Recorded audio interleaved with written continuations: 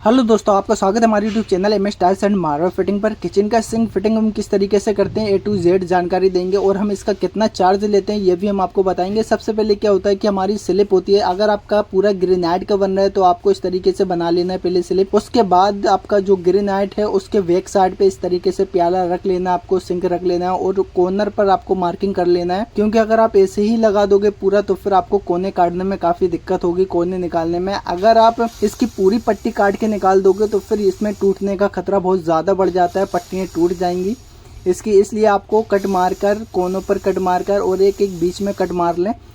Cut मारने से पहले आप ग्रेनाइट को पूरा स्लिप पर सेट कर लें, प्रॉपर तरीके से देख लें आपको कट कहाँ पर लगाना है, किस जगह पर लगाना है, सिंक कहाँ पर आ रहा है, पूरा देख लें। उसके बाद कट लगाएं।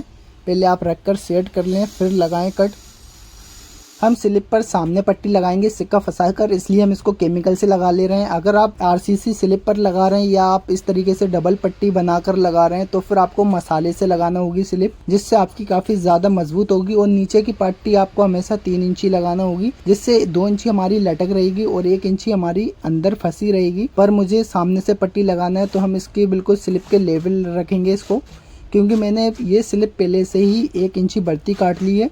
जो हमारा काउंटर है अभी हम जिस पर केमिकल लगा रहे हैं वो हमारा 1 इंची बढ़ती है, जो हमारे पार्टीशन खड़े हैं उससे। पट्टी लगाने के बाद हमारा 2 इंची बाहर आ जाएगा, जो हमारे पार्टीशन है उससे हमारा बाहर आ जाएगा। क्योंकि हमारे जो डोर लगेंगे, जो हमारे पल्ले लगेंगे नीचे पार्टीशन पे, वो हमारे 1 इंची की होते हैं, इसलिए 1 इंची हमारी लटक रहेगी। आपको इस तरीके से लगाना है। आप जब भी किचन बनाएं तो उसका जो काउंटर हो वो 2 इंची बाहर करके लगाएं। आपको इस तरीके से पीस रख लेना है, क्योंकि मैंने उल्टी साइड में खांची मारी थी। अब हम इसकी ऊपर साइड से कटिंग कर लेंगे इसको लगाने के बाद।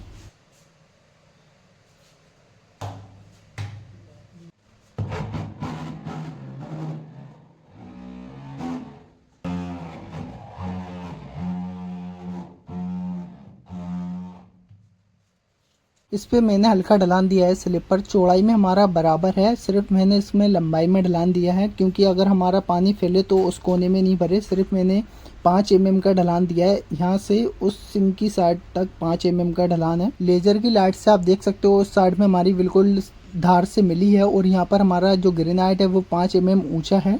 इसकी मायने ये कोना हमारा ऊंचा है इस तरफ वाला, जिससे हमारा पानी सिंक के साइड में आ जाएगा, जमा नहीं होगा पीछे साइड में। अब हम इसी मार्किंग के हिसाब से सिंक रखकर हम इस पे मार्किंग कर लेंगे, जिससे हमारा सिंक बिल्कुल परफेक्ट लगेगा। आप हमेशा ये चीज़ ध्यान रखें किस साइड में आपने मार्किंग की थी, जो साइड आपकी सिंक की बाहर है उसी साइड को आप सामने रखें इस तरीके से।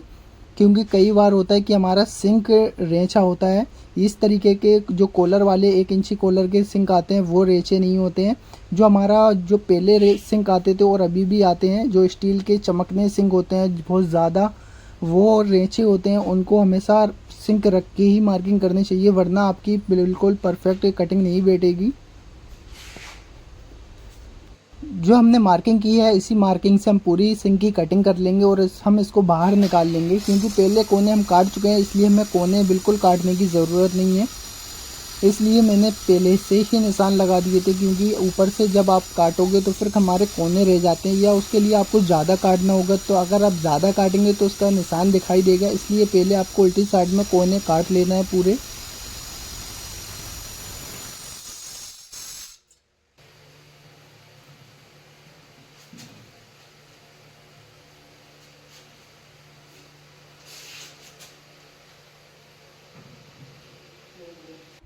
मैंने इसकी धार को हल्का पेल कर बना दिया है एक सूत का, जिससे हमारा जो सिंक है इसकी जो धार है उसके बराबर रहेगा। जो नीचे वाली धार है थोड़ा हमारा एक सूत डाउन रहेगा सिंक, क्योंकि पानी हमारा आसानी से इसमें चला जाए। तुकड़ी लगाकर नीचे, जिससे हमारा सिंक नीचे ना बैठे, इसलिए आपको तुकड़ी लगाकर सेट कर लेना है पूरा सिंक इस तरीके से जैसे भी हमने किया है। आपका सिंगल सिंक हो या डबल सिंक हो, आप कोई भी सिंक लगाएं तो इसी तरीके से आपको पहले सेट कर लेना है। चारों साइड में सीमेंट लगाकर आप इस तरीके से सेट कर लें, जिससे आपका सिंक फिट हो जाएगा और कभी भी आपका लीकेज नहीं होगा और ना ही अंदर जाएगा, बैठेगा भी नहीं।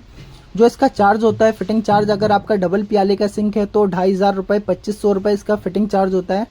अगर एक कोक का सिंक है तो फिर आपका 1500 चार्ज होता है। ये एरिया पर डिपेंड करता है, वो कहीं पर कम ज़्यादा हो सकता है।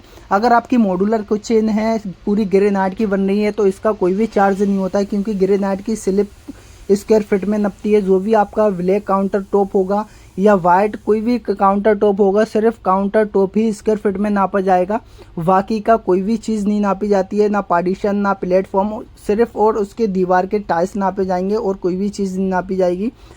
अगर आपकी आरसीसी पर स्लिप पड़ी है इस तरीके से तो फिर आपका पत्थर भी नापा जाएगा, रनिंग में पट्टी भी नापी जाएगी रनिंग में, और सिंक का भी अलग से चार्ज होगा, क्योंकि आप स्लिप ही स्लिप लगवा रहे हो तो इसलिए उसका अलग से चार्ज होता है। अगर आप पूरी काउंटर टॉप के साथ बनवा रहे हैं, सिंक फिटिंग हो रही है, तो उसका कोई भी चार्ज नहीं होता। आप हमेशा ये चीज़ ध्यान रखें। अगर कोई आपको डाउट है तो आप कमेंट कर सकते हो मुझे।